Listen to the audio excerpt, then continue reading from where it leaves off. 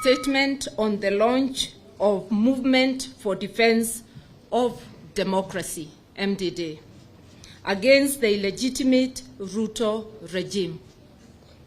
The election of 2022 handed our country an illegitimate regime that is heartless, reckless, and dictatorial.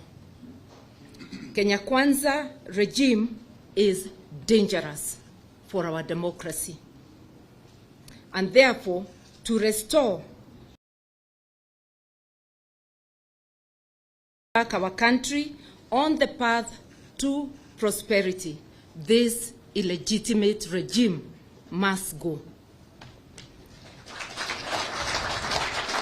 Immediately, the Kenya Kwanza regime illegally forced itself upon the people of Kenya.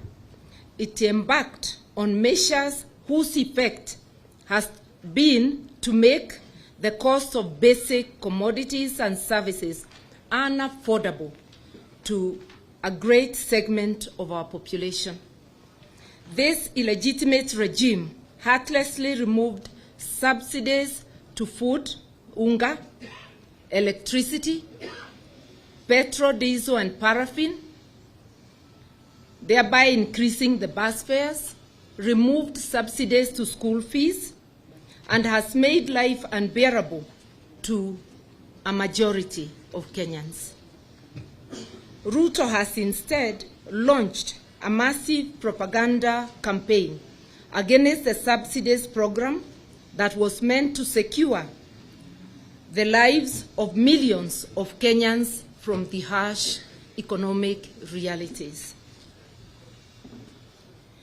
This is happening at a time when virtually every nation on earth has unveiled interventions to shield their citizens from the vagaries of economic decline.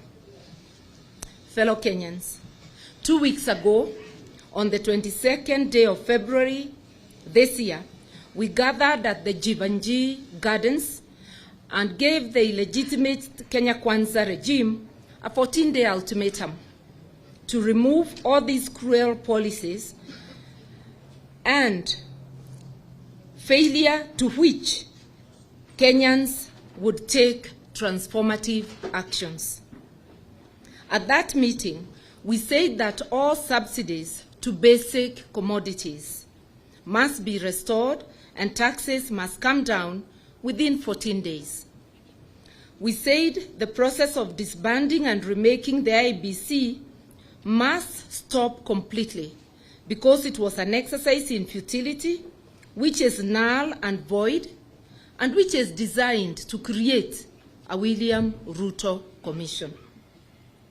We said the IEBC servers must be opened and audited within 14 days. We said that if these demands are not met, we would lead Kenyans to launch a movement for the defense of our democracy in a campaign of mass action and civil disobedience, whose aim is to restore people's power, choices, and sovereignty in terms of who governs them and how. Those 14 days elapsed at midnight, with Kenya Kwanza having done absolutely nothing.